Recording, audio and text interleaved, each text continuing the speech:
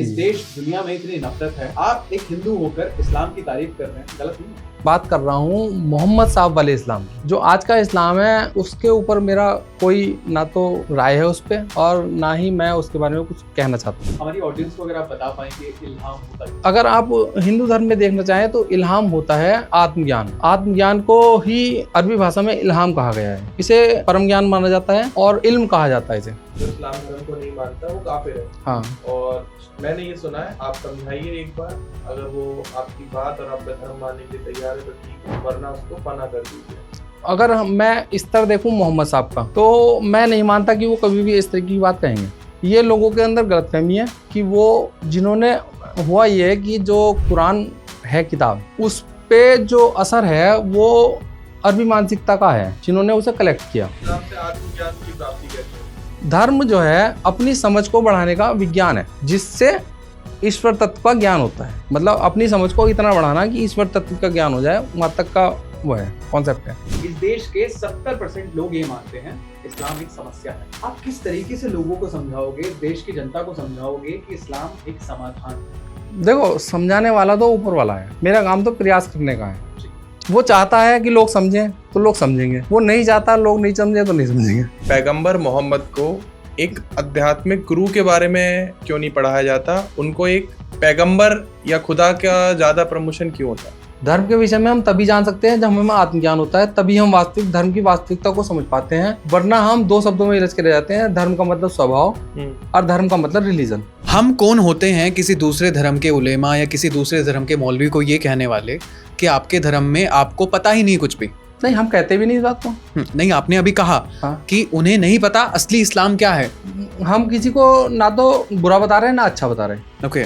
हम ये कहना चाह रहे हैं कि वास्तविकता ये है, ठीक। मोहम्मद साहब जो रसूल हैं उनका सही मार्ग ये है।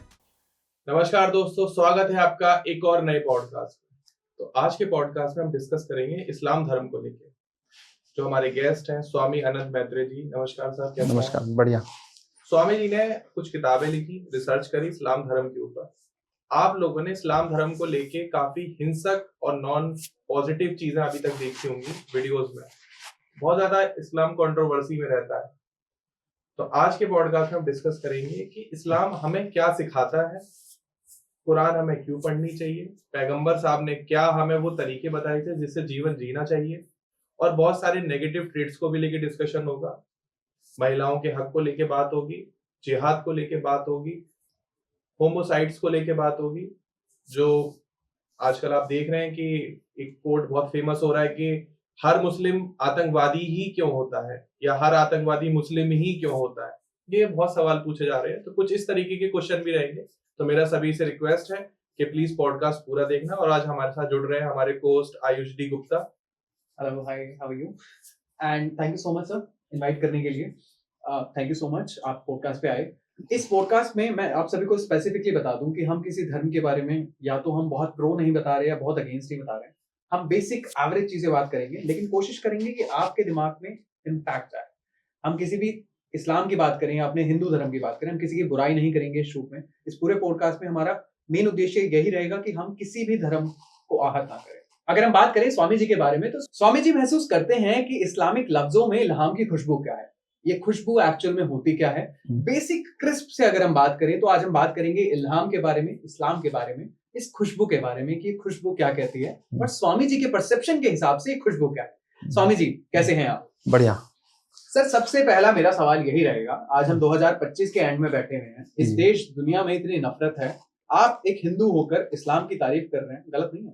मैं, अगर मेरी बात करी जाए तो मैं बात कर रहा हूँ मोहम्मद साहब वाले इस्लाम की। जो आज का इस्लाम है उसके ऊपर मेरा कोई ना तो राय है उस पर, और ना ही मैं उसके बारे में कुछ कहना चाहता हूँ। लेकिन चूंकि धर्म मोहम्मद साहब से जुड़ा हुआ है तो उसके विषय में मैं आपको बताना चाहता हूँ कि मुझे जो जितने भी इस्लामिक लफ्ज हैं उनमें इल्हाम की खुशबू आती है मुझे, और वो मुझे ऐसा लगता है कि वो सभी शब्द जो है ना इल्हाम की ओर प्रेरित करते हैं। हमारी ऑडियंस को अगर आप बता पाएं कि इल्हाम होता क्या है? इल्हाम, अगर आप हिंदू धर्म में देखना चाहें तो इल्हाम होता है आत्मज्ञान। आत्मज्ञान को ही अरबी भाषा में इल्हाम कहा गया है। इसे परम ज्ञान माना जाता है और इल्म कहा जाता है इसे। जो इल्म है ना, वो इल्म अधिकतर लोग सूफी लोग ज्यादा यूज करते हैं, और वो शब्द इल्हाम है, इल्हाम का ही शॉर्ट फॉर्म इल्म है। ठीक है, ठीक है। तो मेरा क्वेश्चन आपसे ये स्वामी जी पहला ये है कि इस्लाम और इल्हाम को जानने की कोशिश आपने कब शुरू करी और उसके पीछे ये क्या ठोस वजह थी? ये जो शुरुआत है ये मेरे जीवन में अनायास ही हुई। मैं एक सामान्य सा मतलब एक जीवन चल रहा था मेरा, लेकिन अंदर से कुछ एक ऐसी हुक उठती है कि वास्तविकता क्या है। जब भी कभी बात इस्लाम की होती थी तो जो ना मेरे मन में एक बेचैनी पैदा हो जाती थी। उस समय मैं 10-11 साल का रहूँगा, तब से ही मुझे जो ना कोई ये बात इस्लाम की करता था तो मुझे ऐसा लगता था कि ये गलत कह रहा है बात, ये बात ऐसे नहीं है, इस तरीके से नहीं है, गलत तरीके से बता रहा है। तो उसी पे फिर मैं जुड़ा फिर ओशो से। ठीक है। जब हम कुछ बड़ा थोड़ा बड़ा हुआ, मतलब अपने खर्चे से हम आने जाने लगे, तो फिर मुझे जो ना संपर्क हुआ ओशो के साहित्य से। ओशो का साहित्य मैंने पढ़ा और उनकी बात मुझे समझ में आई और मैं इसी पथ पर आगे चला। ध्यान वगैरह में मतलब उनसे मैंने संन्यास वगैरह भी लिया। स्वामी अनंत मैत्रेय मेरा संन्यास का नाम है। और इसी पथ पर जब मैं आगे चला तो मुझे बहुत अच्छा अनुभव हुआ और प्रेरणा, मेरा झुकाव सदा से जो है ना मोहम्मद साहब की तरफ रहा है।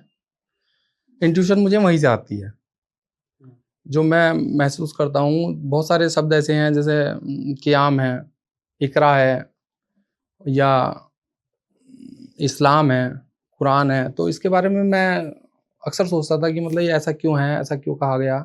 तो इंट्यूशन आती थी, फिर उसके बारे में मुझे पता चलता था कि ये ऐसा हुआ है, ये यहाँ इस अगर ये मार्ग इल्हाम का है तो इसमें ये जो कंपोनेंट हैं या ये जो अवयव हैं, मतलब ये कहाँ कहाँ यूज़ हुए हैं, क्यों यूज़ होते हैं, क्यों कहा गया है। तो उसके बारे में मेरी जो डीप नॉलेज थी वो डीप होती चली गई और ज़्यादा। तो उसके बाद फिर मैंने वो चीज़ महसूस करी जो वास्तव में एक टाइप से जिसे इल्हाम कहा गया है, वो मैंने महसूस किया। उसके बाद मैंने देखा कि जो मेरे जीवन में एक आनंद सा आ गया। किसी ने कहा चाह गई चिंता मिटी, चाह गई चिंता मिटी, मनवा बेपरवाह, जिसको कुछ नहीं चाहिए वो सबसे बड़ा शहंशाह। समझे? तो ओशो जो है ना, ओशो ने नाम दिया सभी को स्वामी। समझे? उस दिन मेरी समझ में आया कि स्वामी क्या चीज होता है। समझे? स्वामी मतलब राजा। राजा वो जो वासनाओं से मुक्त हो गया। समझे? तो जिसकी कोई वासना नहीं रहेगी यार जीवन के प्रति, कुछ जैसा है, मतलब एक समष्टि के प्रति स्वीकार भाव आ गया कि जो ना सभी चीज बढ़िया है, बस फर्स्ट क्लास, सभी ऊपर के वाले के हिसाब से चल रही है, मैं तो उसमें निमित्त मात्र हूँ। तो फिर वो उसके हिसाब से फिर मुझे जो ना मतलब समझ में आ रहा कि हाँ राजा स्वामी जो ना, ओशो ने स्वामी शब्द क्यों दिया और मोहम्मद साहब ने मुसलमान शब्द क्यों दिया। समझे? तो ये दोनों चीजें मेरे को समझ में आने लगी। तो तब पता चला कि मोहम्मद साहब ने लोगों को मुसलमान क्यों कहा। समझे? मुसलमान शब्द अगर आप जाने ना तो हमारी ऊर्जा का जो चेतना का जो है सबसे उच्चतम स्तर है। इसे भगवान श्री कृष्ण ने स्थित प्रज्ञा कहा है। हाँ, स्थित प्रज्ञा शब्द कहा है। और उनसे जब सवाल पूछा गया कि स्थित प्रज्ञा क्या होता है, कैसे चलता है, कैसे बैठता है, कैसे उठता है, तो उसके बारे में उन्होंने बताया कि स्थित प्रज्ञा की क्या पहचान होती है। समझे? ना दुख में दुखी होता है, ना सुख में सुखी होता है। समझे? तो ये जो अब लोग कह रहे हैं कि मुसलमान और जो ना जबरदस्ती जो ना मतलब एक नफरत का जा माहौल बना रखा है, मतलब जैसे, हालांकि इस बारे में हम यहाँ नहीं जाना चाहते। समझे? लेकिन जो आजकल संदेश इसका विजुअल हो रहा है समाचार पत्रों के द्वारा कि जो ना आज ऐसा हुआ, आज वैसा हुआ, आज यहाँ हो गया, आज आतंकवादी घटना घट गई, आत्मघात हो गया, तो ये मैं नहीं समझता कि मोहम्मद साहब की कोई शिक्षा आत्मघात की रही होगी। क्यों? क्योंकि देखो मोहम्मद साहब को मैं आत्मज्ञानी पुरुष मानता हूँ। ठीक है जी। तो मेरा आपसे अगला सवाल ये है, जैसे अभी आपने कहा कि एक नफरत का माहौल पैदा किया गया है। हाँ। और फैलाई जा रही है, खासकर अगर हम भारत की बात करें तो जैसे शब्द है काफिर। हाँ। जो इस्लाम धर्म को नहीं मानता वो काफिर है। हाँ। और मैंने ये सुना है, I am not very sure कि कहीं लिखा है कि आप समझाइए एक बार, अगर वो आपकी बात और आपका धर्म मानने के लिए तैयार है तो ठीक है, वरना उसको फना कर दीजिए। हाँ। तो इस बात में आप कितनी सच्चाई मानते हैं? देखो, अगर मैं इस तरह देखूं मोहम्मद साहब का, ठीक है, तो मैं नहीं मानता कि वो कभी भी इस तरह की बात कहेंगे। ठीक है, ये लोगों के अंदर गलतफहमी है कि वो जिन्होंने, हुआ ये है कि जो कुरान है किताब, कुरान जो किताब है उस पे जो असर है वो अरबी मानसिकता का है, जिन्होंने उसे कलेक्ट किया। जी। ठीक है, तो कोई भी सत्ता, मतलब जैसे मान लिया एक सत्ता जाती है, दूसरी सत्ता आती है, तो वो उसके नियमों को अपने हिसाब से बुनती है। ठीक है, तो मोहम्मद साहब की जो धर्म वाली बातें थी उसके साथ उन्हें जोड़कर पेश किया गया, जोड़कर पेश किया गया। जैसे मान लिया सपोज कर लो मुझे किसी से बदला लेना है, तो मैं उसमें मान लिया कोई मेरा दुश्मन है, मान लिया सपोज कर लो एक पश्चिम मोहल्ले में कोई रहता दुश्मन है मेरा, ठीक है, तो मैं कोशिश करूंगा कि जब मैं धर्म की बुनियाद, मतलब धर्म की बुनियाद पे एक स्ट्रक्चर खड़ा कर रहा हूं, तो उसमें जो पश्चिम वाला आदमी है उसके खिलाफ जो है ना मैं कुछ बात लिखूं कि ये हमेशा हमारा दुश्मन है। इसी तरीके से वो अरबी मानसिकता उस पर हावी, मतलब उसमें जोड़कर पेश की गई है, वरना हिंसा का धर्म से कोई लेना देना नहीं है। ठीक है, हाँ वो बात दूसरी है कि जीवन का गणित ही इस तरीके से बैठे कि वो आपको कुछ सिखाना चाह रहा हो थोड़ी बहुत हिंसा से, लेकिन ऐसा नहीं कि जो ना तुम सदा के लिए मेरे दुश्मन हो गए, सदा के लिए एक आदमी पश्चिम मोहल्ले वाले हमेशा के लिए दुश्मन हो गए, ऐसा नहीं है। ठीक है, वो बात दूसरी। देखो छोटी मोटी जो मान लिया तुम्हारी मेरी लड़ाई हो जाए, मुझे उस लड़ाई से कुछ ईश्वर कुछ सिखाना चाह रहा हो, तो वो एक अलग बात है। इस्लाम से आत्मज्ञान की प्राप्ति कैसे होती है? इस्लाम से आत्मज्ञान की प्राप्ति कैसे होती है? इस्लाम जो है आत्मज्ञान का पहला अवयव है जो हर किसी व्यक्ति को अपनाना ही पड़ेगा। अपनाता है हर कोई व्यक्ति, समझे? पहले हमें इस्लाम का मतलब समझना पड़ेगा, क्या मतलब है। तो इस्लाम जो है, अभी हम इस बात में थोड़ा सा रुक के आते हैं, इससे थोड़ा पहले पीछे जाते हैं। ठीक है, पहले जो सवाल बनेगा, बोले धर्म क्या है। ठीक है, धर्म जो है अपनी समझ को बढ़ाने का विज्ञान है। ठीक है, जिससे ईश्वर तत्व का ज्ञान होता है, मतलब अपनी समझ को इतना बढ़ाना कि ईश्वर तत्व का ज्ञान हो जाए, वहां तक का वो है कॉन्सेप्ट है। अब ईश्वर तत्व क्या है उसके बारे में भी अगर आप समझना चाहें तो ईश्वर तत्व जो है वो है जो सभी जीवों में समान रूप से व्याप्त है। ठीक है, जिसे सनातन कहा गया। ठीक है, अगर आप अरबी की तरफ से जाएंगे तो उसमें यह कहा गया है कि उसका ना तो कोई जन्म होता है ना उसका कोई पिता है। ठीक है, और वो निरपेक्ष है, यानी उसके अलावा कोई है ही नहीं। ठीक है, अगर आप हिंदू धर्म में जाएंगे तो उसमें भी एक बताया कि ईश्वर एक है और वो सनातन है, सदा से है और सनातन है। तो ये दोनों चीज तो एक ही कह रहे हैं। ठीक है, दोनों बात तो एक ही कर रहे हैं, लेकिन फिर भी समझने में जो भूल होती है वो हमारे भाषागत भेद की होती है। ठीक है, तो अब हम आते हैं इस्लाम शब्द पे, मान लिया। ठीक है, इस्लाम शब्द एक, अगर हम धर्म की बात करते हैं तो आत्मज्ञान जानने के लिए एक प्रोसेस है जिसके 3 मुख्य अवयव हैं, कंपोनेंट हैं, उसमें 3 अवयव हैं। तो एक तो इस्लाम, एक ईमान और एक कुरान। ठीक है, चूंकि समूची मानवता जो है वो एक ही धर्म को पालन करती है, तो इन्हीं चीजों को अलग अलग धर्मों में अलग अलग नामों से बताया गया है। जैसे एक शब्द अभी आप दीन, धर्म ही ले लो। ठीक है, धर्म को अरबी में दीन कहा गया है। ठीक है, दीन कहा गया। अब जब दीन कहा गया है तो लेकिन क्या है, तो धर्म को क्या है? तो ऐसे इस्लाम और ईमान और कुरान 3 पॉपुलर वो हैं, इंग्रेडिएंट है जिससे आपको आत्मज्ञान होगा। ठीक है, तो इस्लाम क्या है? अब इस्लाम जो है वो शब्द है आत्मसंवाद। आत्मसंवाद, हाँ, सेल्फ टॉक। क्योंकि जब हम अंतर्मुखी होंगे तो सेल्फ टॉक से तो होंगे। ठीक है, मान लिया सपोज कर लो, अब जो ना किसी ने पूछा कि धर्म का मार्ग क्या है, जब युधिष्ठिर से उसने, यक्ष ने पूछा कि धर्म का मार्ग क्या है, तो उसने कहा कि वो मार्ग है जो जिस रास्ते को महाजन जाते हैं। महाजन जाते हैं तो महाजन के जो जाने का क्या रास्ता है? महाजन किस रास्ते पे चलता है? महाजन चलता है उस रास्ते पर आत्म मंथन के रास्ते पर, आत्म संवाद के रास्ते पर, मान लिया सपोज कर लो कोई चीज खरीदनी है, बेचनी है, वो किसी पूछने थोड़ी जाएगा, गूगल पे सर्च थोड़ी करेगा, ठीक है। आत्म संवाद से देखेगा, बोले यार इस काम इसमें मुझे फायदा हो रहा है, नुकसान हो रहा है, ये मुझे लेनी चाहिए या नहीं लेनी चाहिए, या ये सामान मैंने खरीद रखा, मुझे बेच देना चाहिए या नहीं बेच देना चाहिए, वो आत्म संवाद से जाएगा, ठीक है। लोगों ने उसे कर दिया कि जो जिस रास्ते में महापुरुष जाते हैं वो नहीं, जो जिस रास्ते में महाजन जाते हैं वही रास्ता है आत्मज्ञान का, उसे बोलते हैं आत्मसंवाद। जब आत्मसंवाद जाएगा तो आदमी अपने भीतर की तरफ जाने लगता है, बोले यार मुझे क्या मिला, मान लिया सपोज कर लो मैंने कोई काम करा तो उससे मुझे सुकून मिला या दुख मिला, समझे, टेंशन बढ़ी मेरी या जो ना मुझे सुकून मिला, तो वो आत्म संवाद का रास्ता, वो जो अंदर की तरफ जाता है, फिर सेल्फ रियलाइजेशन की तरफ जाने लगता है, समझे। अब वो सेल्फ रियलाइजेशन की तरफ जाने लगता है, तो अब जब अंदर की तरफ जाने लगता है तो उसे महसूस होता है कि जो ना वो जो रास्ता है वो उसे इस्लाम कहा गया है, ठीक है। अब उस रास्ते को, वो जो आत्म संवाद है उसे अरबी में इस्लाम कहा गया है। अगर आपको नोट करें ना, तो इस्लाम को, जो इस्लाम मानने वाले कहते हैं, तो इस्लाम को कहते हैं अपने गिरबान में झांकना।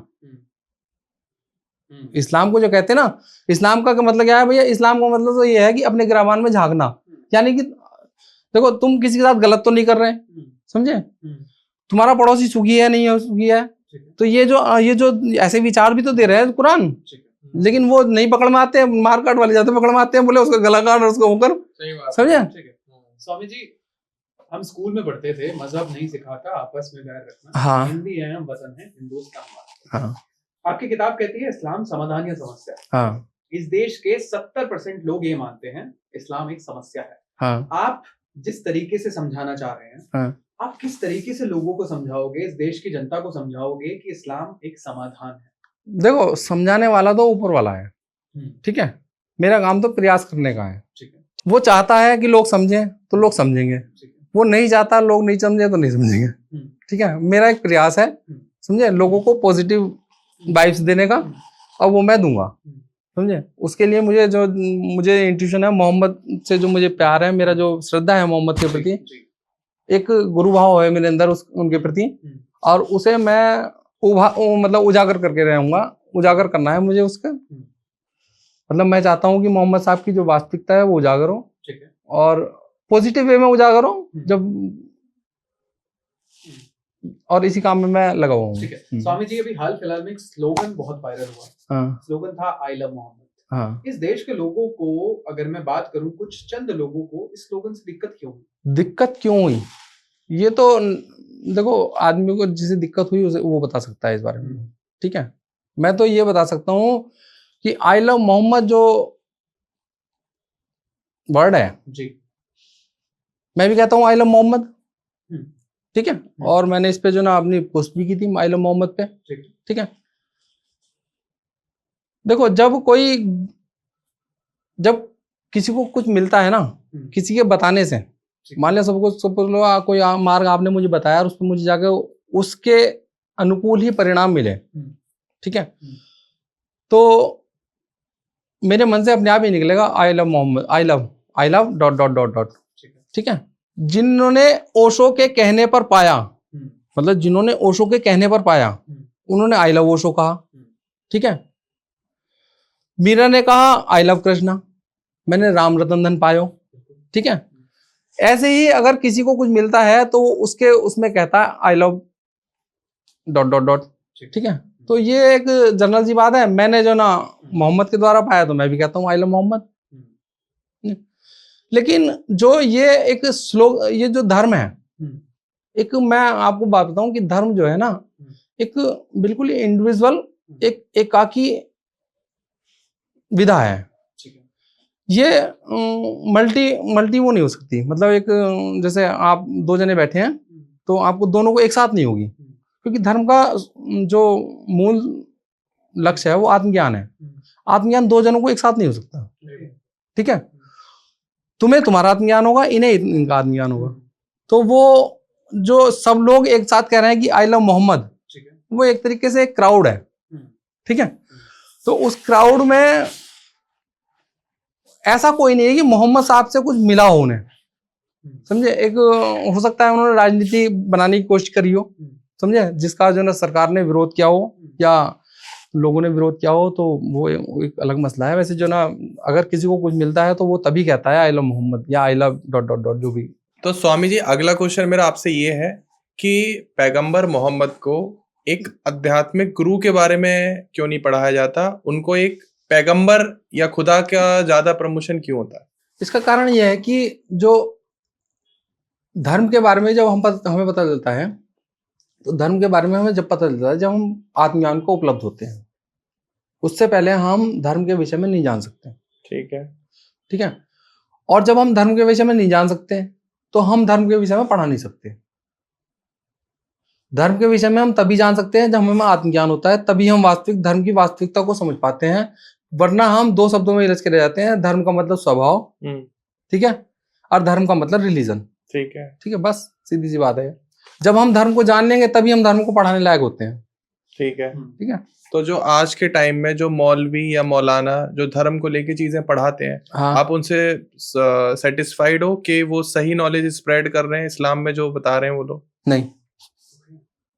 क्या तभी तो मुझे पॉडकास्ट में आना पड़ा, नहीं तो मुझे आता क्यों मैं? क्या लगता है आपको, क्या वो बड़ी गलतियां कर रहे हैं?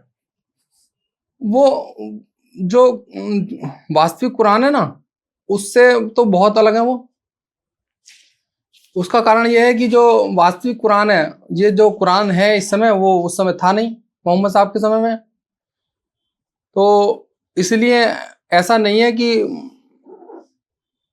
वो तो एक तरीके से एक किताब जो है वो उसे पढ़ा रहे हैं। वो वास्तविक कुरान जो है, देखो किसी भी धर्म में जाओगे तो ये तीन ऑप्शन मिलेंगे ही मिलेंगे, एक तो इस्लाम का, एक ईमान का और एक कुरान का। तीनों कॉन्सेप्ट मिलेंगे। ये हमें ढूंढना पड़ेगा दूसरे धर्मों पे जाके कि ये दूसरे धर्मों में किसे कहा गया है। ठीक है, हमें मदद लेनी पड़ेगी उनकी, उनको समझना पड़ेगा कि ये चीजें, तीनों चीजों को क्या कहा गया है। और बिल्कुल साफ स्पष्ट हो जाएगा, बहुत जल्दी पता चल जाएगा आपको कि जब मैं बताऊंगा तो आपको बहुत जल्दी स्पष्ट हो जाएगा कि हाँ वाकई में ये चीजें ये है। ठीक है स्वामी जी, आप मुझे एक सवाल का जवाब दें। आपने कुरान नहीं पढ़ी, नहीं पढ़ी। हमने कुरान नहीं पढ़ी। हाँ। हम तीनों हिंदू हैं। हाँ। हम कौन होते हैं किसी दूसरे धर्म के उलेमा या किसी दूसरे धर्म के मौलवी को ये कहने वाले कि आपके धर्म में आपको पता ही नहीं कुछ भी? हम कौन होते हैं? नहीं, हम कहते भी नहीं इस बात को। नहीं, आपने अभी कहा कि उन्हें नहीं पता असली इस्लाम क्या है। हाँ। हम जिसने कभी कुरान नहीं पढ़ी, जिसने कभी, शायद लोगों की नजरों में हम भी काफिर ही हैं। हाँ। हम कौन होते हैं किसी को बताने वाले कि आपका धर्म ये है, आपका धर्म बुरा है, आपका धर्म अच्छा है? हम किसी को ना तो बुरा बता रहे हैं ना अच्छा बता रहे हैं। ओके, ठीक है। हम ये कहना चाह रहे हैं कि वास्तविकता ये है। हम ये कहना चाह रहे हैं कि वास्तविकता ये है और मोहम्मद जो रसूल हैं, मोहम्मद साहब जो रसूल हैं, उनका सही मार्ग ये है। ठीक है, उनका जो सही मार्ग है वो इल्हाम है। और मैं ऐसा समझता हूं कि मुझे इस्लामिक जितने भी वर्ण हैं उसमें इल्हाम की खुशबू आती है। ठीक है, और हर वर्ड इल्हाम की तरफ प्रेरित करता है। ठीक है। अब आपका जो ये सवाल है कि जो ना आज के परिप्रेक्ष्य में जो है, वो आज के परिप्रेक्ष्य में मैं इस पे कोई बात नहीं करता। मुझे जो है रोशनी की बात करनी है, अंधेरे की बात मुझे नहीं करनी। ठीक है, रोशनी की बात करेंगे तो हम रोशन हो जाएंगे, अंधेरे की बात करेंगे हम फिर अंधेरे पहुंच जाएंगे। ठीक है, जब हम रोशनी की बात करेंगे तो रोशनी की बात करेंगे। मोहम्मद तो रोशनी है मेरे लिए, भाई मैं तो उनके गुरु मानता हूँ, मेरे लिए तो रोशनी है वो, जिसने मुझे रोशनी दी। अच्छा, तो स्वामी जी इस बारे में बताइए कि जैसे कुरान में लिखा है कि अगर आप इन आयतों को या हमारी दी हुई बातों को नहीं मानते हो तो आपको दोजख की आग में जलना होगा। तो जो डर का माहौल बनाया गया है वो कुरान से बनाया गया है या कुरान का संदेश देने वालों ने बनाया? कुरान को संकलित करने वालों ने ज्यादा बनाया है। कोई भी गुरु एक दोस्त होता है, मित्र होता है। ठीक है, वो आपको पूरी बात वो बताता है जिससे आपके अंदर जो भय है वो खत्म हो जाए। ठीक है, मोहम्मद साहब ने कहा जो ईमान लाए उन्हें भय नहीं होगा। ठीक है। ठीक है, अब दूसरी तरफ जो है ना, अगर आप ये कह रहे हैं कि ऐसा करोगे तो दोजख में जाओगे तो ये जो है ना सब जो ना एक कंट्रोवर्सी है जो ना ये उसमें लपेट के दी गई है, एक धार्मिक जो शिक्षा है उसमें लपेट के दी गई है। तो आजकल के युवा जो धर्म की रक्षा करने के लिए खुद आत्महत्या कर लेते हैं, साथ में दूसरों को भी मार देते हैं, चाहे वो कोई सा भी अटैक। आत्मघात की जो है, बिल्कुल बिल्कुल। तो ये जो इस्लाम की पूरी शिक्षा है वो आत्मज्ञान की है, आत्मघात की नहीं है। तो क्यों हो रही है, इसका सोल्यूशन क्या है? इसका सॉल्यूशन ये है कि हमें वास्तव में जो मोहम्मद साहब हैं उन्हें और उनकी शिक्षाओं को वास्तव में समझना पड़ेगा। अब मोहम्मद साहब का एक ही कोट मोहम्मद साहब को आत्मज्ञानी महापुरुष की श्रेणी में खड़ा करने के लिए पर्याप्त है, समझे? वो ये है कि जो लोग वासनाओं का अनुसरण करते हैं वो अल्लाह के मार्ग से भटक जाते हैं। ठीक है। मोहम्मद साहब का ये कोट है कि जो लोग हवा कहा उन्होंने, वासना को हवा कहा है, तो जो लोग हवाओं का अनुसरण करते हैं वो अल्लाह के मार्ग से भटक जाते हैं।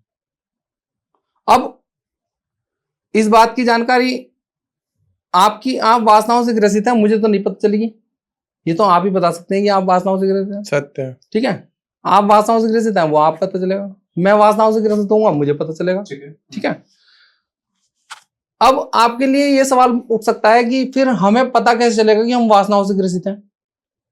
लेकिन सर उससे पहला सवाल तो स्वामी जी आपसे यही है, जैसे आपने कहा वासनाओं से ग्रसित है, तो मोहम्मद साहब ने तो खुद कई शादियां करी थी, और इस्लाम धर्म में या मुस्लिम धर्म में तो खुद मल्टीपल शादियां और बहुत सारे बच्चे पैदा करने की रिवायतें हैं, तो फिर उसको आप कैसे जस्टिफाई करोगे? देखो, जो शादी करने वाला मसला है या बच्चे पैदा करने वाला मसला है, ये एक जो वहां की उस समय की परिस्थिति होंगी उन पर निर्भर करता है। उस समय क्या परिस्थिति थी इन पर कोई मतलब वो नहीं करा जा सकता, विचार नहीं रखा जा सकता इन पर। बाकी क्या परिस्थिति होंगी वहां उन्होंने क्यों शादी करी या क्या नहीं करी, उनके जो वर्डिंग है जो हमें इल्हाम की तरफ प्रेरित करते हैं, हमें उस पर जाना चाहिए, समझे?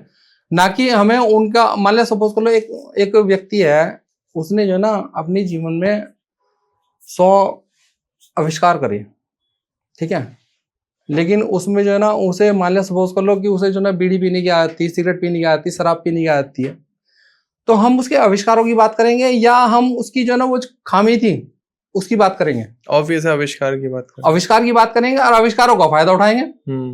ठीक है, क्यों हम गंदगी में जाएं? वो उस जिसके बारे में हमें पता नहीं कुछ भी, तो हम तो बात इल्हाम की करेंगे ना।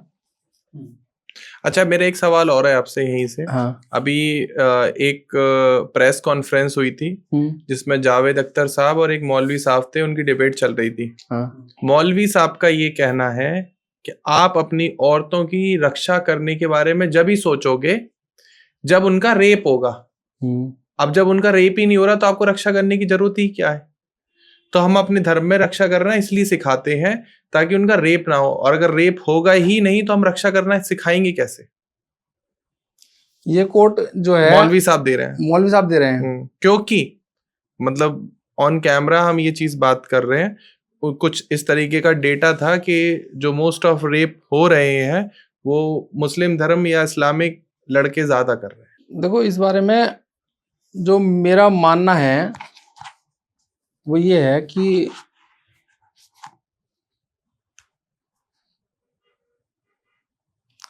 ये एक मतलब कुतर्क वाली स्थिति है कि हम किसी चीज को मतलब एक जबरदस्ती किसी को जो है ना कि इसे तोड़ेंगे तभी जो है ना इसकी सेफ्टी का ख्याल हमें आएगा। हम पेड़ उजाड़ेंगे तो जो ना हमें सेफ्टी का ख्याल आएगा। ठीक है, तो ये तो एक कुतर्क वाली स्थिति है। वैसे तो कोई जवाब है नहीं इसका। इस्लाम से तो मैं इसका मतलब बिल्कुल नहीं समझता भाई साहब, क्योंकि मैं इस्लाम को मानता हूँ। इस्लाम का अर्थ है स्वाध्याय, समझे, जो हमें अंतर्मुखी करता है। इसका मैं एक बात और बता सकता हूँ इसके बारे में कि इस्लाम अपनाने वाले को मोमिन कहा गया है। ठीक है। मोमिन का मतलब होता है जो सत्य को जानने के लिए उत्सुक है। ठीक है, जो अल्लाह के मार्ग पर चलने के लिए राजी है, जो अल्लाह के सत्य को जानने के लिए राजी है। ठीक है, इसी का एक शब्द आया है, हिंदू धर्म में शब्द आया है मुमुक्षु। ठीक है, मुमुक्षु का भी सेम अर्थ है, समझे, जो अपने भीतर सत्य को जानने के लिए उत्सुक है, तो वो उसे मुमुक्षु कहा गया है। अब मोमिन और मुमुक्षु एक ही शब्द है, ठीक है, लेकिन दोनों अलग अलग वर्ड उसके हैं, समझे। ठीक है, तो जब बात इस्लाम की हुई, मोहम्मद साहब ने कहा इस्लाम अपनाओ और उसे मोमिन कहा, तो यानी कि सत्य के पथ पर चलाया। ठीक है, अल्लाह के बारे में जो उसे रूबरू कराने के लिए जो प्रोसेस बताई, वो बताई कि ईमान लाओ, कुरान पढ़ो। ठीक है, तो मैं नहीं मानता कि जो आपने सवाल पूछा ये कहीं इस्लाम से संबंधित है, वैसे ये अब कुतर्क है एक तरीके से। ठीक है।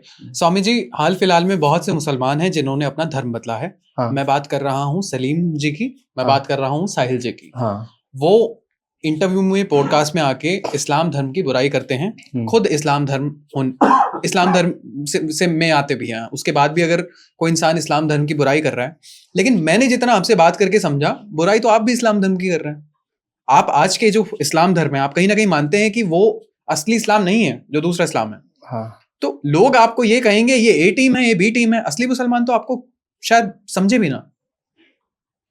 नहीं, इस्लाम जब हम जाते हैं एक मुसलमान शब्द पे जी, ठीक है, मुसलमान शब्द का जब हम वो करते हैं, मतलब चीर फाड़ करते हैं उसकी, तो वो है एक मुकम्मल ईमान कह लो उसे, या मुसलसल ईमान कह लो। ठीक है, यानी पक्का दृढ़ ईमान वाला, समझे। इसी शब्द को जब हम गीता में देखते हैं तो ये एक शब्द है स्थित प्रज्ञा। स्थित प्रज्ञा, ये चेतना की उच्चतम स्तर है चेतना का। ठीक है, जैसे श्री कृष्ण ने कहा। तो जब हम दोनों को मैच कर रहे हैं, तो मोहम्मद साहब ने कहा मुसलमान बनाने के लिए, ठीक है, वो ये वाला मुसलमान बनाने के लिए नहीं कहा। ठीक है, ठीक है, जो आज का मुसलमान है, कि उन्होंने कोई मतलब एक तरीके से यूनिफॉर्म चेंज नहीं की उन्होंने। ओके, कि यूनिफॉर्म चेंज करने से मुसलमान बन जाता है, ऐसा नहीं कहा। ठीक है, ठीक है, तो अब उन्होंने एक प्रोसेस फॉलो करने के लिए कहा कि ईमान लाओ, इस्लाम अपनाओ, ईमान लाओ, कुरान पढ़ो। ठीक है, ठीक है, उस प्रोसेस से जो प्रोडक्ट निकलेगा, वो मुसलमान होगा। ठीक है, ठीक है, अब होता यह है कि इस्लाम का जो अर्थ है वो बदल दिया गया। ठीक है, उसका अर्थ कर दिया गया समर्पण। ठीक है, जबकि समर्पण आता है उस प्रोसेस को फॉलो करने से। ठीक है, उस प्रोसेस को जब फॉलो करोगे तो समर्पण आएगा। ठीक है, उस प्रोसेस का जब नाम ही हमने गड़बड़ कर दिया तो फिर वो उसका रिजल्ट भी नहीं आता। ठीक है, ठीक है। स्वामी जी, आप, अगर मैं बात करूं, आप सच इसका जवाब देना। बहुत सारे मुस्लिम देश हैं, आप क्या मानते हैं किस देश ने ऐसा समझा है इस्लाम को कि सही तरीके से वो इस्लाम को समझ पाए? क्या कोई इस दुनिया में ऐसा देश है जिन्होंने समझा है कि इस्लाम असल में क्या है? नहीं समझ पाएंगे ना, बताया ना आपसे कि जो जब तक हमें आत्मज्ञान नहीं होता ना, तब तक हम धर्म के विषय में समझ ही नहीं सकते। ठीक है, और सभी धर्म उस आत्मज्ञान की खोज है बस। हर आदमी कर क्या रहा है, हर आदमी ये तो कहना चाह रहा है कि मैं कौन हूँ। आप भी ये कह रहे हैं मैं कौन हूँ। जरा सी टक्कर आपको लग जाए तो पता नहीं लगेगा आप मैं कौन हूँ। ठीक है, जरा सी आपको ठसक लग जाए किसी वजह से मेरे से, तो आप मुझे बताने लगेंगे मैं कौन हूँ। ओके, समझे, तो मैं कौन हूँ ये तो कर रहे हैं आप। सही बात समझे। ठीक है, स्वामी जी, एक सवाल का जवाब दीजिए। इस देश में जब हम बात करते हैं एक हिंदू की, तो हम कभी नहीं कहते कि अच्छा हिंदू है, खराब हिंदू है। हाँ। लेकिन जब हम बात करते हैं एक मुसलमान की, तो हम कई बार कह देते हैं कि अच्छा मुसलमान है, ये खराब मुसलमान है। हाँ। कौन होता है अच्छा मुसलमान और कौन होता है खराब मुसलमान? कुरान को देखें तो कुरान के 2 पार्ट हैं। ठीक है, एक अच्छा पार्ट है, एक बुरा पार्ट है। ठीक है, बुरा सा मतलब एक विधायक पार्ट है और एक नेगेटिव पार्ट है। ठीक है, ऐसा कह लें। और विधायक पार्ट जो है उस पे नेगेटिव पार्ट चढ़ाया गया है। ठीक है, जो अरबी मानसिकता है उस पे थोपी गई है। ठीक है, ठीक है, जिसमें कत्ल करने की बात करी गई और मारने की बात करी गई और सामान लूटने की बात करी गई, ठीक है। तो ये नेगेटिव पार्ट उस पर चढ़ाया गया है। अब चूंकि दोनों एक ही किताब के अंदर बंद है, तो कुछ लोगों ने उसे पकड़ लिया, नेगेटिव पार्ट को पकड़ लिया, और कुछ लोगों ने पॉजिटिव पार्ट को पकड़ लिया। अब पॉजिटिव का पार्ट को पकड़ लिया वो शांति की बात करते हैं, समझे। जिन्होंने नेगेटिव पार्ट पकड़ लिया वो नेगेटिव बात करते हैं। एक्स मुस्लिम वो हैं जिन्होंने इस्लाम छोड़ा। क्यों छोड़ा? क्योंकि उन्होंने नेगेटिव पार्ट स्पष्ट रूप से दिखाई देने लगा, बोले यार ये बात धर्म की नहीं है, ठीक है। तो वो एक्स मुस्लिम हो गए, ठीक है। जिन्हें लग रहा कि जो ना इसमें बात पॉजिटिव है, तो वो इस्लाम में रहकर पॉजिटिव बात करते हैं। जैसे जो ना वो हमारे केरल के वो हैं उपराष्ट्रपति हैं केरल के, गवर्नर, हाँ उनकी बात कर रहा हूँ। तो ऐसे इस तरीके से जाकिर नायक हैं, उन्हें मतलब वो दोनों बातों को लपेट के पेश करते हैं, समझे। प्रमोट नेगेटिव को करेंगे, अपने अंदर जाके नेगेटिव को करेंगे, और बाहर जो फेस दिखाएंगे वो पॉजिटिव दिखाएंगे।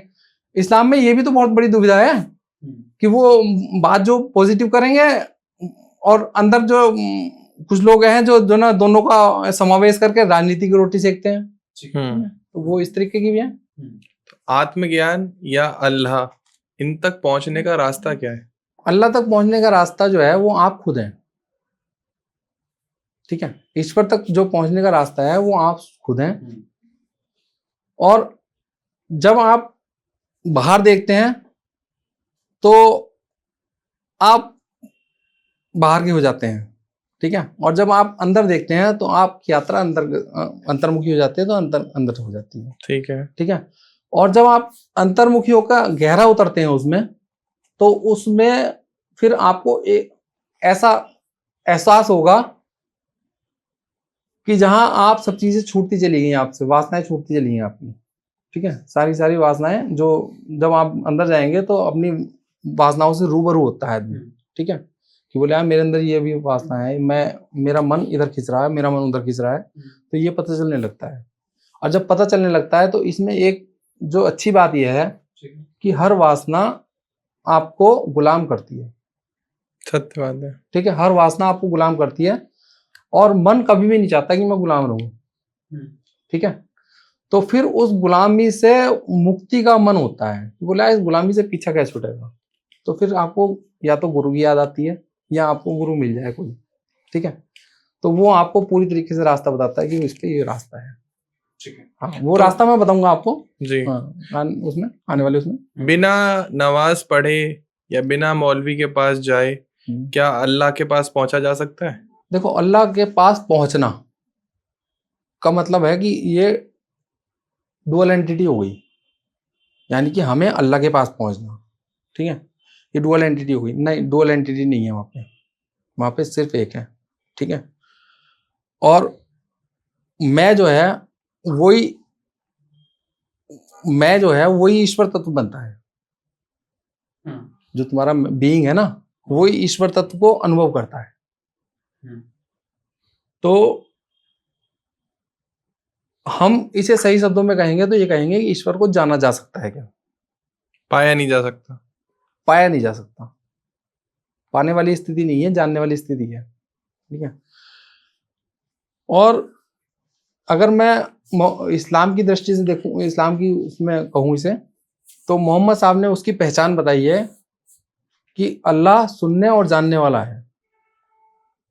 एक बात मैं आपसे छोटी सी पूछूं, आपका परिचय मैं आपसे पूछूं, तो आपका परिचय क्या है? आप कौन है? मैं अपना नाम बता दूंगा। अपना नाम बता दोगे, और उससे पीछे चलो, और उससे पीछे परिवार का नाम, घर परिवार, एड्रेस। आप बाहर जा रहे हो, पीछे की तरफ चलो, तो यानी आप अपनी बॉडी बता दोगे, बोले ये मैं हूँ, जी जी, ठीक है।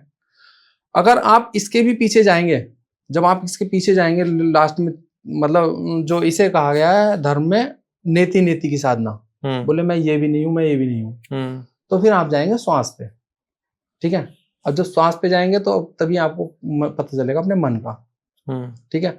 अब आपको मन से और पीछे जाना है, ठीक है। तो वहां जब अगर आप जन्म से लेके मृत्यु तक कभी भी महसूस करेंगे कि आप में कहीं गैप नहीं है, आप में कहीं में बीच में गैप नहीं है, ठीक है। आप जब भी महसूस करेंगे ना, आप जो कक्षा 6 में थे वही आज है, आप जो कक्षा 1 में थे वही आज है। जी। जो आप मरने जाओगे ना 60 साल की या 100 साल की उम्र में, तो तब भी आप वही होंगे जो कक्षा 1 में था। जी बिल्कुल। ठीक है, इसमें गैप नहीं है कहीं भी। और जब इसमें गैप नहीं है, लेकिन इस बात को पकड़ नहीं पाते हम। ठीक है, जब हम अपने अंदर जाएंगे तो एक लास्ट मोमेंट बचेगी जहां पर आप केवल सुनने और जानने वाले होंगे। सुनेंगे किसे? उस ध्वनि को जिससे ब्रह्मांड बना है। ठीक है, और जानने वाला कौन होगा? जानने वाले होंगे आप। ठीक है, तो आप उस पॉइंट पे पहुंच जाएंगे जहां केवल आप एक, मतलब जब आपका सारी सब चीजें गिर जाएंगी आपकी। ठीक है, केवल आप ही आप शेष बचोगे। वहीं से निकला अहम ब्रह्मास्मि अनहल भक्त, और वहीं से निकला शब्द खुदा, मतलब मैं खुद। जब मैं खुद उससे मिल गया खुदा, तो खुदा हो गया। खुद ही ब्रह्मा। हाँ, ठीक है, तो यही अब यही वो है उसमें, क्या नाम है, यही राज है उसका। और धर्म की एक पहचान है। धर्म जिस व्यक्ति में आएगा उसके 4 गुण होने हैं। उसमें 4 गुण आते हैं। ठीक है। ठीक है, उसमें अनंत मैत्री होगी, अनंत करुणा होगी, अनंत धैर्य होगा, और अनंत प्रेम होगा। ठीक है। स्वामी जी, आप मूर्ति पूजा में मानते हैं? नहीं, मूर्ति पूजा में तो नहीं मानता मैं। ठीक है। मूर्ति पूजा एक याद दिलाती है कि हाँ ईश्वर चीज की, ईश्वर नाम को, ईश्वर की कोई चीज होती है। क्या सनातन धर्म, जैसे अब इसमें मैं अगर इसे कुरान से जोड़ूं जी, तो आप देखेंगे कि बहुत अच्छी बात है कुरान में एक बात, कि जो है ना, जितने बच्चों के नाम रखे जाते हैं उसमें वही नाम रखे जाते हैं जो अल्लाह के नाम है। ओके। ठीक है, उनका प्रोसेस ये है कि वो एक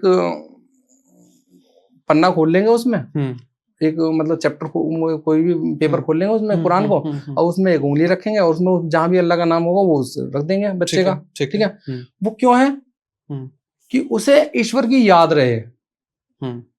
ठीक है, कि उसे ईश्वर की याद रहे, मतलब पर्पस उसका यही है। देखो, जो मान लिया सपोज कर लो किसी कुरान संकलित करने वालों ने कुछ वो करा होगा, संकलित करी होगी, तो थोड़ा बहुत मनोभाव किसी ना किसी का अपना विचार उसमें आ जाता है। ठीक है, लेकिन भावना तो हो सकता है कि उनकी भी अच्छी रही हो। ओके, है नहीं? वो बात दूसरी कि आज वो उस परिप्रेक्ष्य में सही नहीं बैठ रही। है नहीं? तो इसलिए हम ये भी नहीं कह सकते कि उनकी भावना कुछ गंदी रही होगी या गलत रही होगी।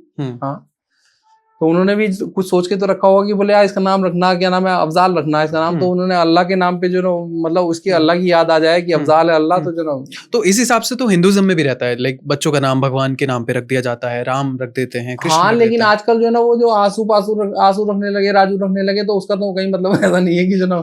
ठीक है, हाँ, आप ये मानते हैं कि वो चीज अच्छी है इस्लाम में जो करते हैं? इस्लाम में अच्छी है। ठीक है, और जो ना, जो ऐसे ऐसे ऐसे हमारे आसपास ऐसा होना भी चाहिए कि जिससे ईश्वर की याद आए। ठीक है। स्वामी जी, एक सवाल है जो इस देश की जनता भी आपसे जानना चाहती है कि अगर आपको आत्मज्ञान करना था तो गीता से भी हो सकता था। आपको बुद्धिज्म में भगवान बुद्ध के बारे में पढ़ लेते, महावीर के बारे में पढ़ लेते, लेकिन इस्लाम के बारे में इतना डिटेल में जानने से क्या आत्मज्ञान मिला? और क्या बाकी धर्मों की किताबें और रिलीजियस स्क्रिप्चर्स पढ़ने से आत्मज्ञान नहीं मिलेगा? स्क्रिप्चर पढ़ने से आपको एक गाइडलाइन मिल जाती है। ठीक है, जैसे मुझे ओशो से मिली। ठीक है, और ओशो ने भी मुझे उसी रास्ते पर उतारा जिस रास्ते पर ओशो से जो मुझे रास्ता मिला ना, उससे ही मुझे पता चलता है कि चला कि इस्लाम का मतलब ये है। ठीक है, ठीक है, और उसी से मुझे एक ज्ञान हुआ। हाँ, मोहम्मद साहब के बारे में जो वो बात हुई तो उसमें मैंने ये समझा कि मोहम्मद साहब का मेरा जो ना कुछ पिछले जन्मों का कुछ नाता सा रहा है। ठीक है, जो मुझे प्रेरित करता है कि मैं मोहम्मद साहब के बारे में कुछ कहूँ। ठीक है। स्वामी जी, बहुत अच्छी बात है, आप मोहम्मद साहब की तारीफ कर रहे हैं, बिल्कुल करनी भी चाहिए, पर बात यही आ जाती है कि आपको भी लोग डाउट करेंगे। There will be people, backlash आता है। लोग कहेंगे कि आप हिंदुओं के दूसरे धर्म की तारीफ कर रहे हैं। तो आप उनको कैसे काउंटर करोगे? कल को वो सवाल आपसे करेंगे। तो इसमें मेरा ये कहना है कि जो समूची मानवता है ना, वो एक ही धर्म का पालन करती है। ऐसा नहीं है कि जो ना ईसाई किसी और धर्म का पालन करते हो या बुद्ध किसी और धर्म का पालन करते हो। वो धर्म एक ही है, और वो उसे सभी को जो सभी धर्म जो है ना का जो मूल लक्ष्य है वो आत्मज्ञान है।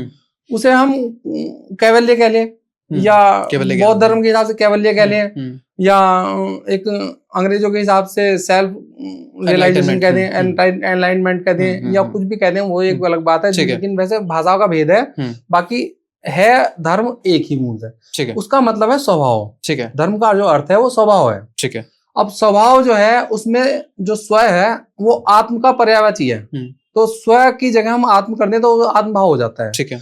तो आत्मभाव जो हो जाता है तो वो आत्मज्ञान बन जाता है। ठीक है। तो यानी कि धर्म का जो लक्ष्य है वो आत्मज्ञान है, जिसकी परिणति आनंद की है, परमानंद की है। जब हम आत्मज्ञान होता है तो हम आत्मज्ञान हमें तभी होता है जब हम पूरी तरीके से इच्छाओं से और वासनाओं से मुक्त होते हैं। ठीक है।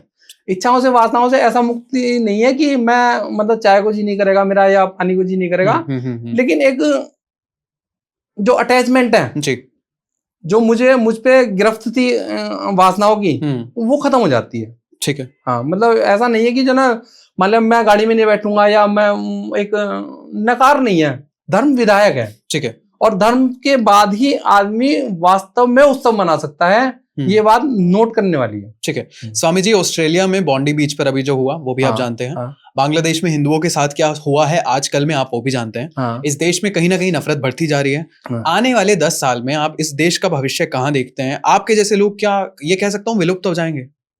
नहीं, विलुप्त नहीं होते। जो आत्मज्ञान वाली लोग विलुप्त थोड़ी हो जाएंगे। श्री कृष्ण ने कहा यदा यदा हि धर्मस्य ग्लानिर्भवति भारत, जब जब जो धर्म ज्ञानी होगी मैं जन्म लूंगा। ठीक है। ठीक है। मतलब जन्म लेने का मतलब उनका ये नहीं कि मैं जन्म लूंगा, उनका मतलब है कि मेरे जैसी जो आत्मज्ञान को प्राप्त है चेतना जो है वो जन्म लेती रहती हैं, लेती रहेंगी, लेती आई है सदा से। आपने जो रिसर्च की है सर इस्लाम के ऊपर, तो आपका खुद का पर्सनल उद्देश्य क्या है? एक धर्मगुरु बनना या लोगों को सही राह पर लेकर आना? देखो, मेरा जो उद्देश्य है सीधा सीधा ये है कि मैं मोहम्मद साहब को अपना गुरु मानता हूँ। ठीक है। और चाहता हूँ कि मोहम्मद साहब की जो वास्तविकता है वो लोगों के सामने आए। मान लीजिए आज मोहम्मद साहब यहाँ होते तो किससे ज्यादा नाराज होते, काफिरों से या उनके मानने वालों से? आत्मज्ञानी पुरुष किसी से नाराज ही नहीं होता। जो आत्मज्ञानी पुरुष होता है ना वो किसी से नाराज ही नहीं होता। क्या भावना रहती है उनकी? उनकी भावना ये है कि एक तो वो सभी को मित्र मानते हैं। ठीक है। सभी को मित्र मानते हैं, उसमें मतलब किसी को भी वो ऐसा नहीं मानते कि अलग एंटिटी है।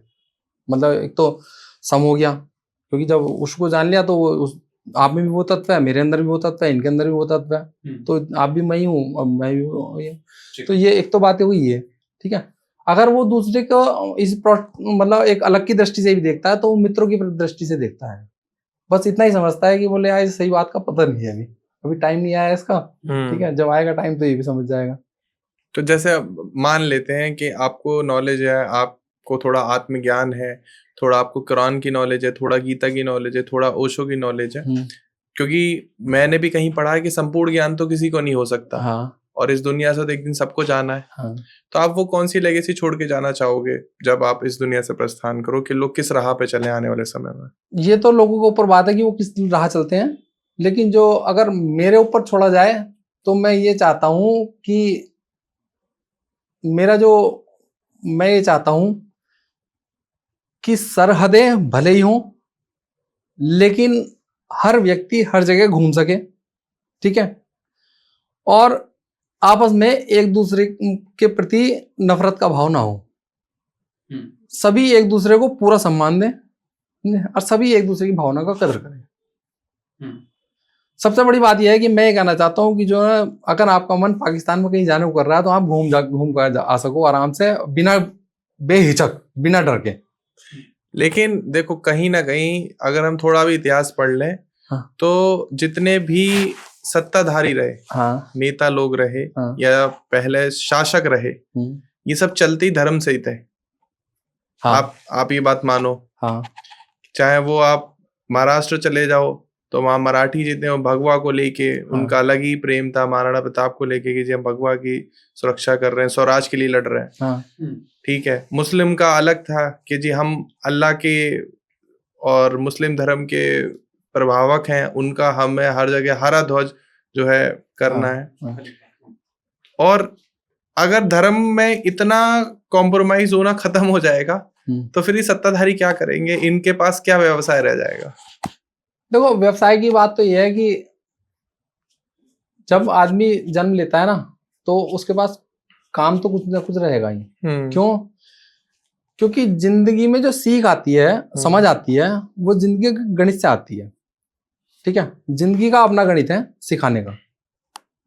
और धर्म का मतलब ये नहीं है कि आप हाथ पे हाथ रख के बैठ जाओ। ठीक है, हमारे यहाँ गुरुकुल शिक्षा चलती थी। ठीक है, तो उसमें क्या होता था कि जो ना बच्चों को सिखाया जाता था, जो जिस कैटेगरी का है उसी कैटेगरी की उसे शिक्षा दी जाती थी। ठीक है, जिससे वो अपना जीवन यापन करता था। ठीक है, कोई मान लिया कि नियमों की तो जरूरत हर जगह पड़ती है, समझे, उन्हें लागू करवाने की जरूरत पड़ेगी। तो ऐसा नहीं है कि धर्म को मानने वाला, धर्म का मतलब ये नहीं है कि आप 24 घंटे धर्म में उलझे रहो। रही बात की काम खत्म हो जाने वाली बात, काम कभी खत्म नहीं होता। ठीक है, आपको अपना उत्थान करना है, अपना समझ का विकास करना है, ईश्वर तत्व तक जाने वाली समझ का विकास करना है।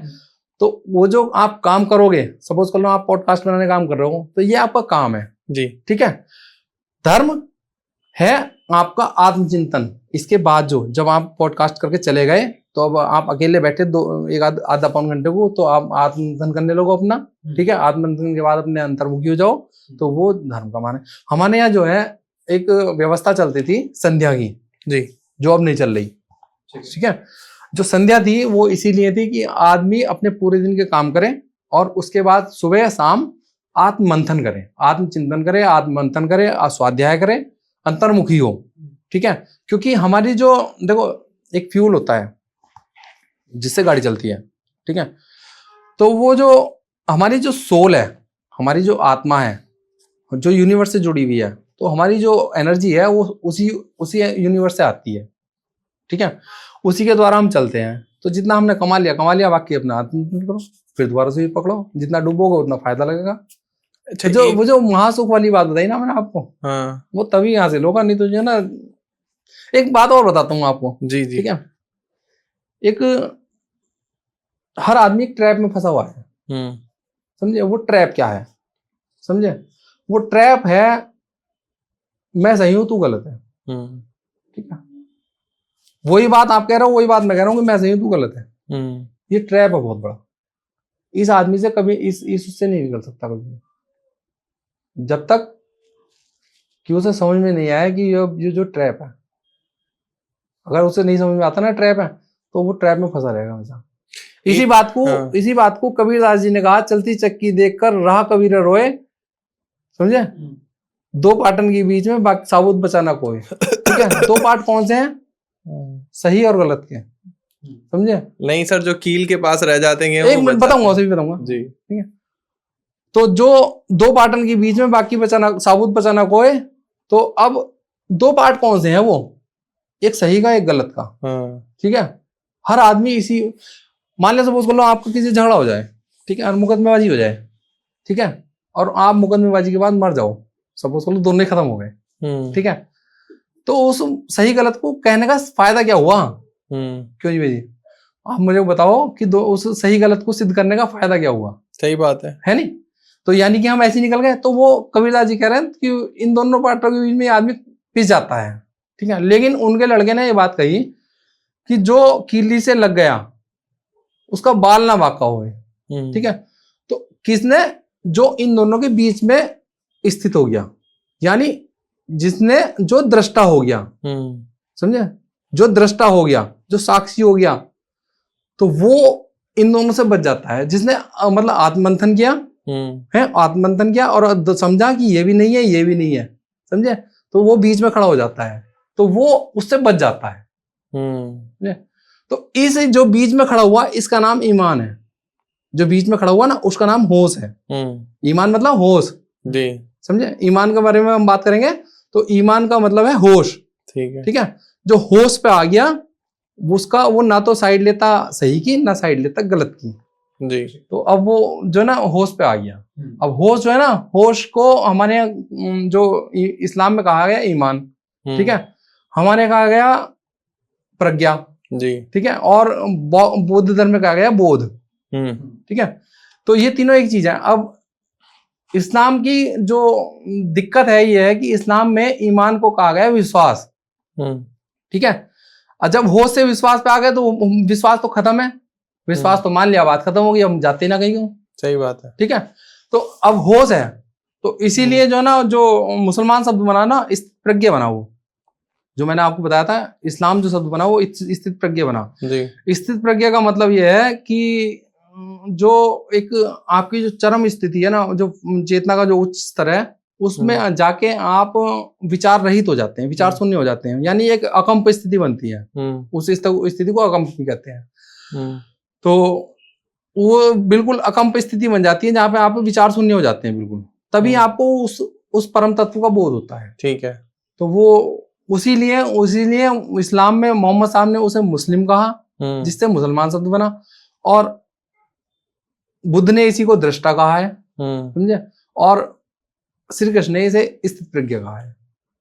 मतलब मैंने आपको अब 3 धर्मों पे आपको लाके जो ना वो कर दिया कि जो ना देखो तीनों में ये चीज है।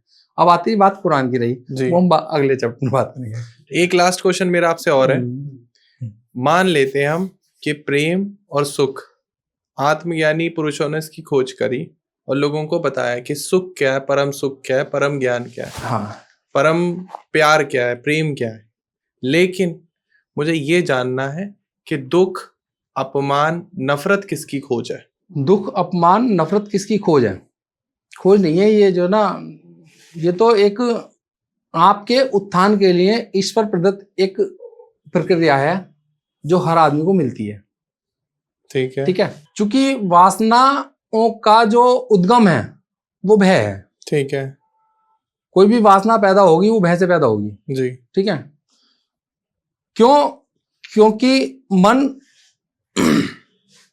मान लिया सपोज कर लो आपने अपने आप को, आपके अंदर भय उठा, ठीक है, और आपने अपने आप को सेफ करना चाहा, ठीक है, सपोज कर लो आपको इस कुर्सी पे भय लगा, ठीक है, और आप दूसरी कुर्सी पे बैठ गए जाके, वहां आपको सेफ लगा, तो उसके प्रति प्रेम उमड़ जाएगा।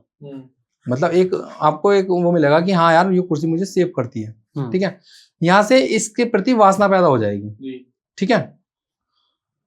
तो इसलिए ये जो वासना है ये भय से पैदा होती है और भय में ही डुबकी लेती है और भय में ही मजे लेती है।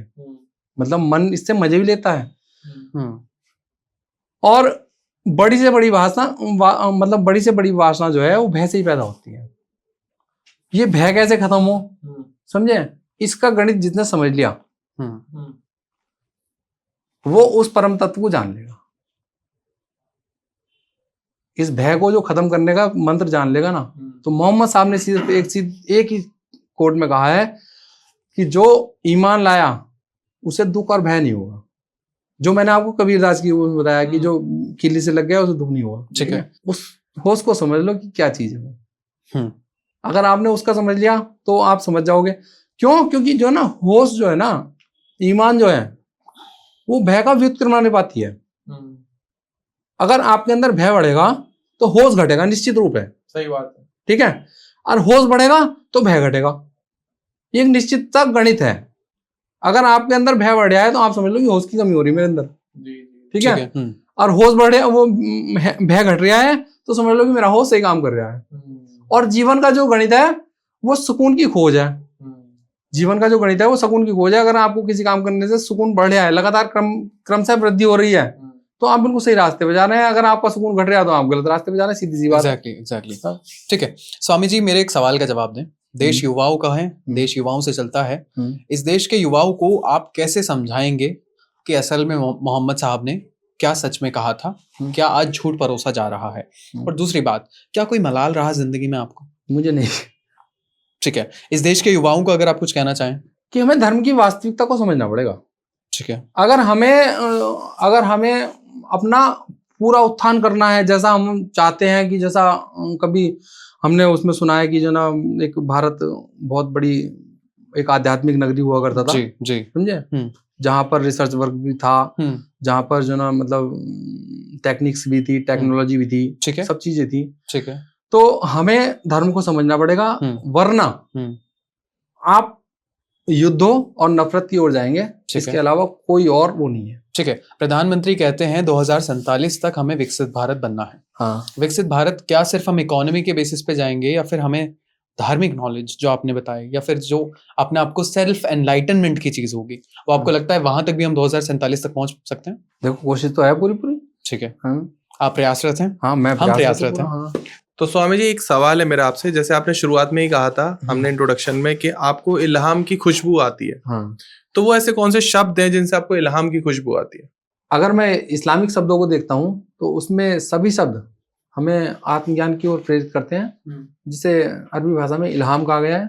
सबसे पहले हम बात करेंगे, सबसे पहला शब्द है इस्लाम, ईमान, कुरान, नमाज और क़ियाम, क़यामत, इकरा। इकरा जो है वो मेन शब्द है किसी भी धार्मिक यात्रा का। इकरा का मतलब क्या होता है? इकरा का मतलब होता है पढ़ो, ठीक है। अब जो है पढ़ो, यदि हम एक बच्चा जब से पैदा होता है, हमारी नॉलेज में हम उससे पहले नहीं जाते, जो एक बच्चा जो पैदा हुआ और अपने जीवन पूरी जीवन भर जो उसने अपनी जीवन यात्रा करी, तो उसमें जीवन यात्रा पूरी करने तक एक ही उसके पास ईश्वरीय विधा है, वो है पढ़ना। वो जीवन भर पढ़ता है। मान लिया सपोज कर लो वो पैदा होता है और उसे नर्स टच करती है, तो उसके टच को वो पढ़ता है, ठीक है। आपने बहुत बार देखा होगा कि बच्चे सुनते हैं कान से और मम्मी की आवाज़ को पहचान जाते हैं कि ये माँ की आवाज़ हमारी, बिल्कुल, ठीक है।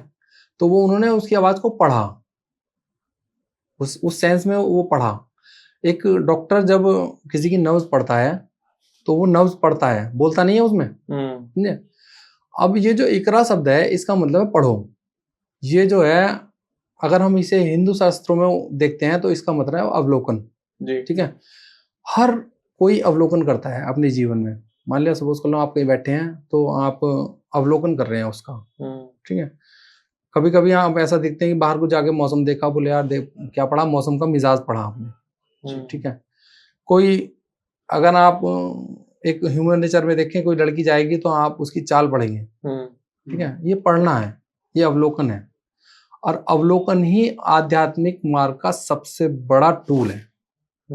अवलोकन ही, यदि आपका मन चल रहा है, आज आप किसी को 50 रुपए देने की कोशिश कर रहे हैं, मतलब सोच रहे हैं कि मैं ऐसे 50 रुपए दूंगा, लेकिन मन कैसे बदलता है कि आप उसे 1 रुपए भी नहीं दोगे, तो ये आपने अपने मन को पढ़ा, ठीक है। ये आपके, जब आप अंतर्मुखी होंगे और गहरे से समझेंगे इस चीज को, तो धीरे धीरे आपको सब चीजों को पता चलने लगा कि यार ये मन जो ना मेरा कैसे बदलता है, ठीक है। तो ये इकरा जो है ये पढ़ने की हिदायत है, और पढ़ने की हिदायत है कि आप नेचर को पढ़ो, ठीक है, और हर चीज को पढ़ो। यानी कि अपने पढ़ने की जो आपकी वो है, पढ़ने का जो आपका एक कहना चाहिए, आपकी जो नेचर है पढ़ने की, उसे डेवलप करो। और उसे इतनी डेवलप करो कि आप उस ईश्वर को भी पढ़ सको। बहुत गहरी बात है, समझे। तो ये पढ़ना जो है ना, लेकिन अब होता क्या है, पढ़ना क्या है, जैसे अखबार पढ़ लिया, बोल बोल कर पढ़ लिए, तो वो बोलना, हमारा जो सेंस है वो दो उसमें काम करता है। पहले देखता है और फिर पढ़ता है, समझे। साक्षी शब्द जो है यही होता है कि हमें जो देखना है वो पढ़ना है। हमारा जो देखना है वो पढ़ना है। मतलब कैसे कबूतर बनना है, तो कैसे कबूतर हमने पहले देखा, मुंह से बाद में बोला, तो पढ़ने की प्रक्रिया जो है वो देखने की प्रक्रिया है। इसीलिए इसे साक्षी कहा गया। इसलिए बुद्ध धर्म में कहा गया विपस्सना, मतलब देखना, बिल्कुल, ठीक है, ठहर कर देखना, मन को ठहर कर देखना आध्यात्म है, ठीक है। तो ये साक्षी बनती है। मतलब जो साक्षी शब्द है वो इकरा शब्द है, तो उसका मतलब है पढ़ना। तो अब जब गहरे जाएंगे तो अब ये शब्द तो सीधा सीधा देखो आपको इल्हाम की तरफ ले जा रहा है, बिल्कुल, ठीक है। अब ये थोड़ी कह रहा है कि चलो कोई किताब पढ़ो बैठ के, ठीक है, या बोल बोल के पढ़ो, लेकिन अब आता नमाज पढ़ो। तो नमाज का मतलब ये है कि आप अपने अंदर जो ना, जो अंतर्मुखी हुआ, आपने अपनी चारों जितनी इंद्रियां हैं उन्हें आपको अपने अंदर ले गए और उसमें जो ना आप उनका एनालिसिस कर रहे हैं, पढ़ रहे हैं उन्हें। मतलब ये थोड़ी कि आप बोल बोल के बता रहे हैं कि बोले अंदर की इंद्रियों कर रही है, अंदर की इंद्रियों कर रही है, अंदर की इंद्रियों कर रही है। सही बात है। तो आप पढ़ रहे हैं उसे, पढ़ना मतलब किसी भी मोमेंट को आप पढ़ रहे हैं, अब जो आपको परेशान कर रहा है, दिक्कत कर रहा है, भय है आपके अंदर, तो आप पढ़ ही तो रहे हैं उसे। सही बात है। अगर आपके अंदर भय है, यहाँ बैठे हैं, आपसे कोई काम गड़बड़ हो गया, जी। ठीक है, अब बॉस काटे गए, ठीक है, तो आप अपने अंदर पढ़ ही तो रहे हैं उसे लपेटने की कोशिश कर रहे हैं कि बोले यार मैं ऐसे इस तरीके से लपेट दूंगा, ऐसे नाम इसका लगा दूंगा। ठीक है, वो आप अपनी चीज अंदर को पढ़ रहे हैं। तो कहने का मतलब पढ़ना, पढ़ना ही हमारे अंतर्मुखी होने का पहला तरीका है, पहला वो है द्वार। स्वामी जी, आपकी किताब है इस्लाम समस्या या समाधान। मैं इस नहीं, समाधान या समस्या, एग्जैक्टली। तो आपने पहले समाधान की बात करी, बाद में समस्या की बात करी, लेकिन ये जो मेथड, ये जो था ना, एक मतलब एक चुटकी लेने वाली बात थी कि यार ये इस्लाम समाधान है या समस्या। एग्जैक्टली। तो एक वो कहते हैं ना, जैसे व्यंग रूप में, बोले यार ये ऐसा कुछ मन में आया था उस समय, तो मैंने इसलिए इसका नाम ऐसा रखा था। ठीक है, मैं क्यों पढ़ूं सर इस किताब को? इस सवाल का जवाब दीजिए। इस सवाल, ये धर्म के वास्तविक सत्य को उजागर करती है। ठीक है, ठीक है, और मोहम्मद साहब के बारे में जो सही जानकारी है उसे प्रस्तुत करती है। ओके, मतलब उनका जो पॉजिटिव व्यू है, जो धर्म को लेकर उनका जो व्यू है, उसे प्रस्तुत करती है। ठीक है, Amazon, फ्लिपकार्ट पर अवेलेबल है, ये सब जगह। ठीक है, इस्लाम समाधान या समस्या सर की किताब है, एंड मैं चाहूंगा कि आप सभी पढ़ें। फ्लिपकार्ट, Amazon पर अवेलेबल है, आप बाय कर सकते हैं। Thank you so much sir, एक बार फिर से पॉडकास्ट पे आने के लिए, एंड अमेजिंग पर्सनालिटी है with me. Thank you so much everyone, और मजा आया सर बात करने पे, आपसे समझ में आया कि खुशबू क्या आती है, इल्हाम की जो खुशबू की बात करी, बहुत सारे रह गए। एंड वी आर प्लानिंग कि हम इसको सीरीज में बनाएं। अभी हमने बेसिक क्रक्स के बारे में बताया, हम थोड़ा सा डीप डाइव और करेंगे कॉन्वर्सेशन को, सो दैट हम थोड़ा सा और इस्लाम के बारे में जान पाए। हम किसी भी रिलीजन को हमने कोशिश करी है, और हमने सर ने भी पहला बोला, हमने कोशिश इसी चीज की करी कि हम किसी भी धर्म को आहत ना करें, किसी भी धर्म को ठेस ना पहुंचे। हम बस कोशिश करते हैं कि मोहम्मद साहब ने जो भी कहा वो हम ज्ञान सभी इस देशवासियों को दे पाए। एक बार बहुत हम रोशनी की बात करेंगे, रोशनी की बात करेंगे, हम पॉजिटिव बात करें, अंधेरे की बात क्यों करें, अंधेरे की बात हम क्यों करेंगे। तो सभी धर्म कुछ ना कुछ सिखाते हैं, मोहम्मद साहब ने जो सिखाया आज हमने कोशिश करी जानने की। तो सर, इस पॉडकास्ट के बाद क्या इस देश की जनता को उस इल्हाम की खुशबू आएगी जिस खुशबू की आप बात कर रहे थे? हाँ, आनी चाहिए बिल्कुल। ठीक है, ठीक है, thank you so much sir आने के लिए। आप कुछ कहना चाहेंगे ध्रुव सर? मैं बस स्वामी जी से यही गुजारिश करना चाहूंगा कि देश की युवा जो है, जो देश का भविष्य है, उसके लिए आप यूं ही अच्छे विचार और वीडियोस बनाते रहें, चाहे वो ओशो हो पहले, या भगवान बुद्ध हो, या मोहम्मद साहब हो, या भगवान कृष्ण हो। किसी ने भी हमें ये नहीं सिखाया कि आप नफरत फैलाएं, घृणा करें, एक दूसरे का अपमान करें। और उन्होंने बताया अपना कर्म करें, जिसमें अच्छे हैं उस पर ध्यान दें, दूसरों पर नहीं, खुद पर ध्यान देना है। बस अभी हमारा फोकस रहता है दूसरों पर ध्यान देने का। आप यूं ही जैसे हमें सुनते रहते हैं वीडियोस और पॉडकास्ट के थ्रू, तो हमारा भी कोशिश रहता है कि आपको अच्छा कंटेंट दे पाए, जिससे आपको कुछ नॉलेज प्राप्त हो। तो सभी से यही रिक्वेस्ट है कि पढ़ाई लिखाई पर ध्यान दें, नशे से दूर रहें, और धर्म माने या ना माने, लेकिन अपने माँ बाप की बात जरूर माने। And thank you so much Swami ji आने के लिए, बहुत बहुत शुक्रिया, आपने समय दिया। यूं ही हम वीडियो पॉडकास्ट देखने के लिए आप लोगों का बहुत बहुत धन्यवाद। कमेंट सेक्शन में जरूर बताना कि आपको इस पॉडकास्ट की सबसे अच्छी बात क्या लगी, एंड अगर हमसे कोई गलती हुई है, आपको लग रहा है कि हमने कोई बात गलत करी है, तो सबसे पहले माफी मांगना चाहेंगे। दूसरा, आप कमेंट सेक्शन में भी बता सकते हैं, तो हम अगले वीडियोस में उनको सही करने की पूरी कोशिश करेंगे। वीडियो को लाइक कर देना, प्लीज शेयर कर देना, और चैनल को सब्सक्राइब कर लेना। फिर मिलते हैं एक नए वीडियो में, एक नए पॉडकास्ट में। तब तक के लिए नमस्कार, राधे राधे। नमस्कार सर। नमस्कार। आने वाली सीरीज में भी हम कोशिश करेंगे कि मोहम्मद साहब की टीचिंग्स के बारे में हम जान पाएं, और सर हमारे साथ फिर से अवेलेबल रहेंगे, जिसमें हम डिस्कशन करेंगे इन सभी चीजों के बारे में। So this is me, Ayush D Gupta, along with me mister Dhruv Solanki. Sir thank you so much, एक बार बहुत बहुत शुक्रिया आप सभी का। अपना बहुत ख्याल रखें। Thank you so much.